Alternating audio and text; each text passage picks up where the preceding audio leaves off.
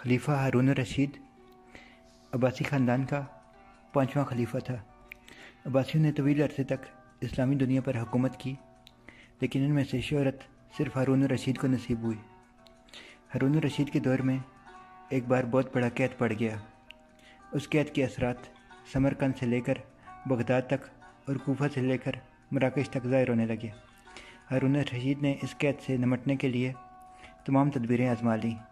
उसने कल्ले के गोदाम खोल दिए, टैक्स माफ़ कर दिए, पूरी सल्तनत में सरकारी लंगर खाने कायम कर दिए और तमाम उमरा और ताजरों को मुनसरीन की मदद के लिए मोबिलाइज कर दिया।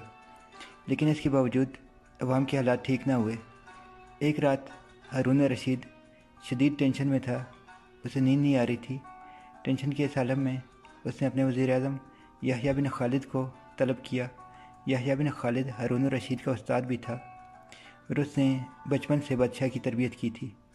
हारून रशीद ने याह्या खालिद से कहा, उस्ताद मोहतरम, आप मुझे कोई ऐसी कहानी सुनाइए, कोई ऐसी दास्तान सुनाएं जिससे सुनकर मुझे करार आ जाए।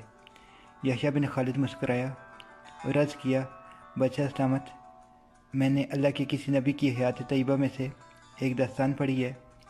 दास्तान मुक़द्दर, किस्मत और अल्लाह की रज़ा की सबसे बड़ी और शानदार तशरीह है। आप अगर इजाज़त दें तो मैं वो दास्तान आपके सामने दोहरा दूँ। बादशाह ने बेचैनी से फरमाया कि फ़ौरन फरमाइए, मेरी जान हलक में अटक रही है। याह्या खालिद ने अर्ज़ किया, किसी जंगल में एक बंदरिया सफ़र के लिए रवाना होने लगी। उसका एक बच्चा था। वो बच्चे को साथ नहीं ले जा सकती थी। चुनांचे वो शेर के पास गई और इससे अर्ज़ किया, जनाब आप जंगल के बादशाह हैं, मैं सफ़र पर रवाना होने लगी हूँ। मेरी ख्वाहिश है आप मेरे बच्चे की हिफाजत अपने ज़िम्मे ले लें। शेर ने हामी भर ली। बंदरिया ने अपना बच्चा शेर के हवाले कर दिया। शेर ने बच्चा अपने कंधे पर बिठा लिया। बंदरिया सफ़र पर रवाना हो गई। अब शेर रोज़ाना बंदर के बच्चे को कंधे पर बिठाता और जंगल में अपने रोज़मर्रा के काम करता रहता। एक दिन वो जंगल में घूम रहा था कि अचानक आसमान से एक चीज़ ने डाई लगाई, शेर के करीब पहुंची, बंदरिया का बच्चा उठाया और आसमान में गुम हो गई। शेर जंगल में भागा दौड़ा, लेकिन वो चील को न पकड़ सका। याह्या खालिद रुका, उसने सांस लिया और खलीफा हारून रशीद से अर्ज़ किया, बादशाह सलामत। चंद दिन बाद बंदरिया वापस आई और शेर से अपने बच्चे का मुतालबा कर दिया। शेर ने शर्मिंदगी से जवाब दिया, तुम्हारा बच्चा तो चील ले गई है। बंदरिया को गुस्सा आ गया और उसने चिल्ला कर कहा, तुम कैसे बच्चा हो? तुम एक अमानत की हिफाजत नहीं कर सके, तुम इस सारे जंगल का निज़ाम कैसे चलाओगे? शेर ने अफसोस से सर हिलाया और बोला, मैं ज़मीन का बच्चा हूँ। अगर ज़मीन से कोई आफत तुम्हारे बच्चे की तरफ पलटी तो मैं उसे रोक लेता, लेकिन ये आफत आसमान से उतरी थी और आसमान की आफतें सिर्फ़ और सिर्फ आसमान वाला रोक सकता है।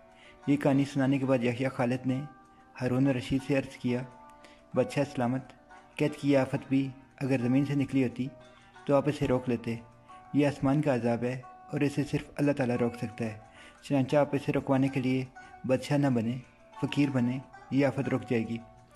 दुनिया में आफतें दो किस्म की होती हैं, आसमानी मुसीबतें और ज़मीनी आफतें। आसमानी आफत से बचने के लिए अल्लाह ताला का राज़ी होना ज़रूरी होता है, जबकि ज़मीनी आफत से बचाव के लिए इंसानों को मुत्तहिद होना, वसाइल का भरपूर इस्तेमाल और हुक्मरानों का इखलास दरकार होता है।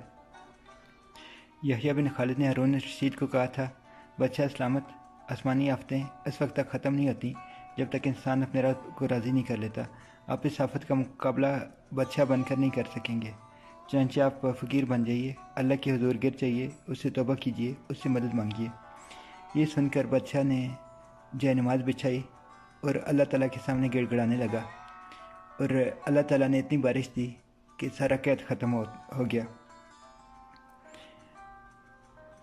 दुनिया के तमाम मसाइल और उनके हल के दरमियान सिर्फ इतना फ़ासला होता है जितना माथे और जयनमाज़ में होता है।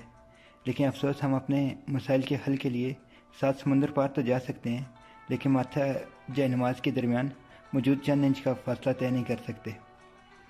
इकबाल ने क्या खूब कहा है, आज भी हो जो इब्राहीम का ईमान पैदा, आग कर सकती है अंदाज़े गुलिस्तां पैदा।